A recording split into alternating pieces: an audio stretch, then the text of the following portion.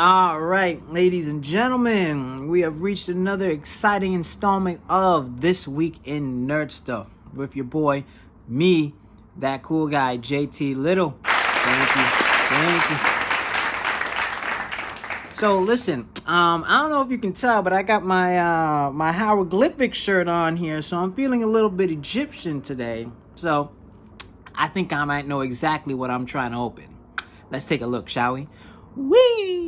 All right, ladies and gentlemen, so the playmat is out, as you can see, and it looks like we got ourselves some Yu-Gi-Ohs, as I was alluding to with my Egyptian theme. And what's more Egyptian than this? Bum, bum, bum, bum, bum. We got us this week the Yu-Gi-Oh! Egyptian God decks, Slifer the Sky Dragon, and Obelisk the Tormentor. Oh, this is going to be so fire. The nostalgia just running through my veins when I saw these. I'm just like, bad boy, I got to get these.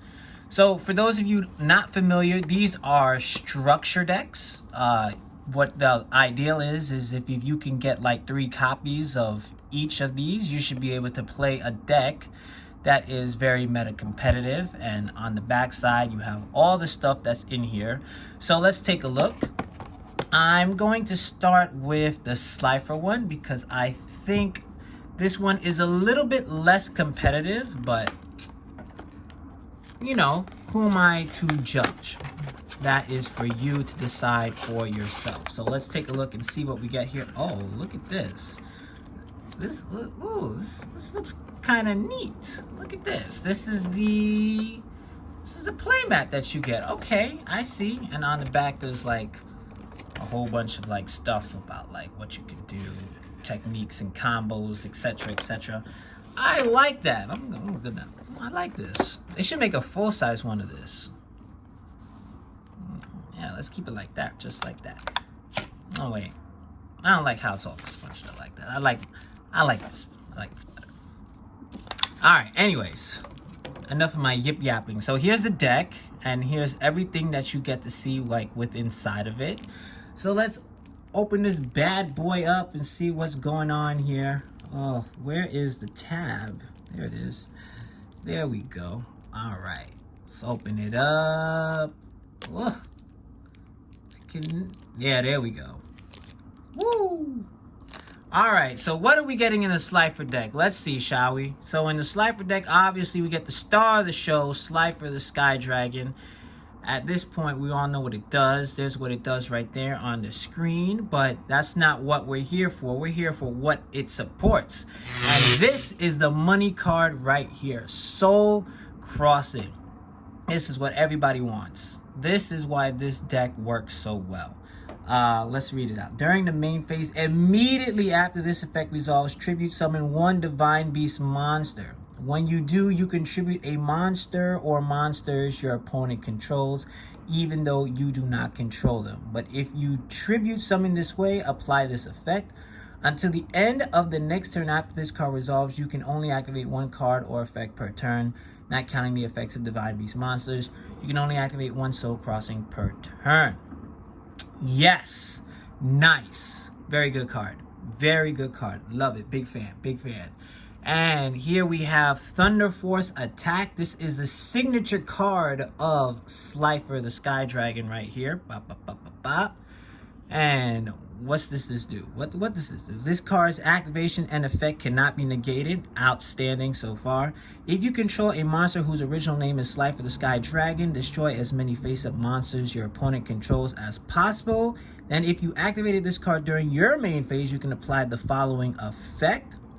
Draw cards equal to the number of monsters destroyed by this effect and sent to your opponent's graveyard. Also, you can attack with 1 monster this turn. All right. Looking like good stuff right there. And then we have, I think this is probably one of the final new cards. What do we have here? Millennium Seeker. Oh, this is a lot of words. Level 4 spellcaster effect monster. Do I want to read all this? Not really. You can pause it. You can pause it anytime if you want to read it for yourself here.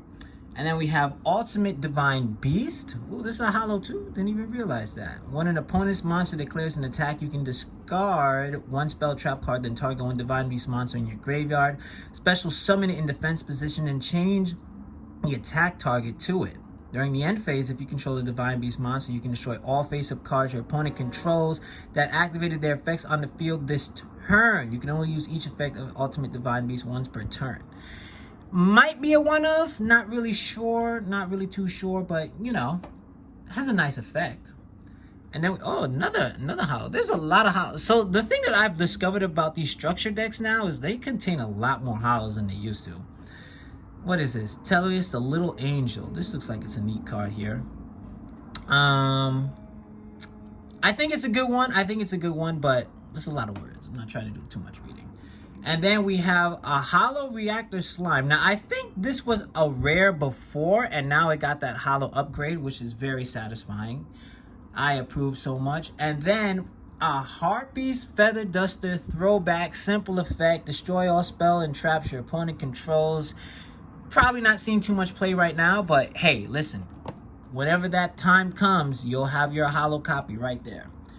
And now we're into reprint mode, so we get a Breaker the Magical Warrior, we got a Beast King Barbaros, a Nine-Tailed Fox, Phantom Sky Blaster, a Card Guard, a Caligo Claw Crow, Electromagnetic Turtle, Yugi staple card right here, Breaker the Dark Magical Warrior right there, Scapegoat, get your little tribute summons right here.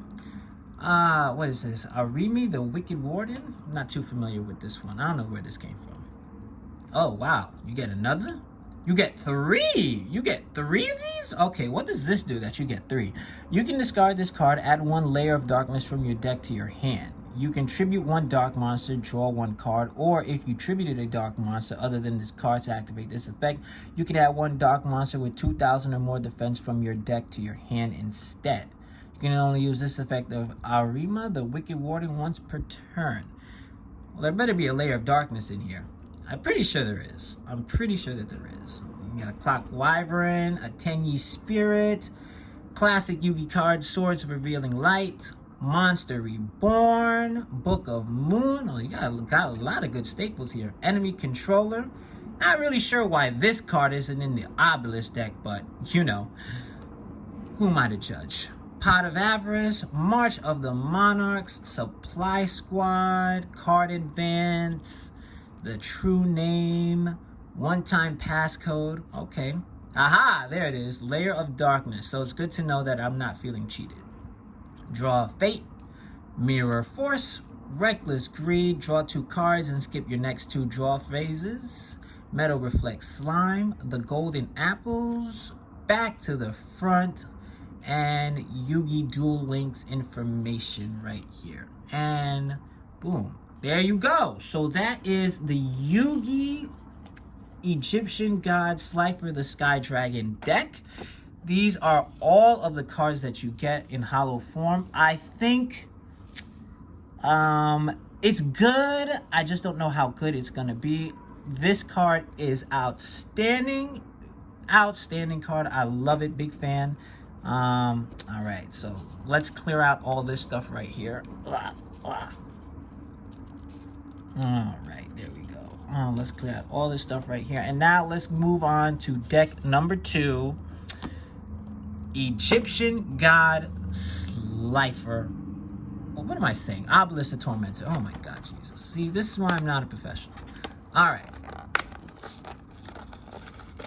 Now, I believe, if I recall correctly, this is probably the more competitive of the 2 decks, if you're just basing it off the God cards. Simply because the effect of Obelisk the Tormentor, this bad boy right here, is pretty much as close to the anime version of any of the Egyptian God cards that there was at the time of its printing. I didn't get it all the way. Oh my God, oh my God. Ugh. See, this is exactly why I'm not professional. Don't worry, don't worry, don't worry, don't worry, don't worry, don't worry. I came prepared. I've come prepared. Da-da-da-da. Get a little snip snap right here. All right, there we go. That should do it. Nice. Nice. Very good. Very good. All right. And now the star of this show, Obelisk the Tormentor right here. Very good effect. Very good effect. Let's see. Let me just get it in focus right here. Requires 3 tributes to normal summon. Cannot be normal set. This card's normal summon cannot be negated. And when normal summon cards and effects cannot be activated, neither player can target this card with card effects. Now, let me just stop you right there. Now, here's the thing with Slifer. I don't remember if I read it or not. But Slifer says requires 3 tributes to normal summon. This card's normal summon cannot be negated. When normal summon cards and effects cannot be activated, but no targeting effect. Which is why Obelisk is pretty much why it's the better one. I lost my train of thought here. Okay, once per turn during the end phase, if this card's special summon sent to the graveyard, you contribute 2 monsters, destroy all monsters your opponent controls. This card cannot declare an attack the turn this effect is activated. All right.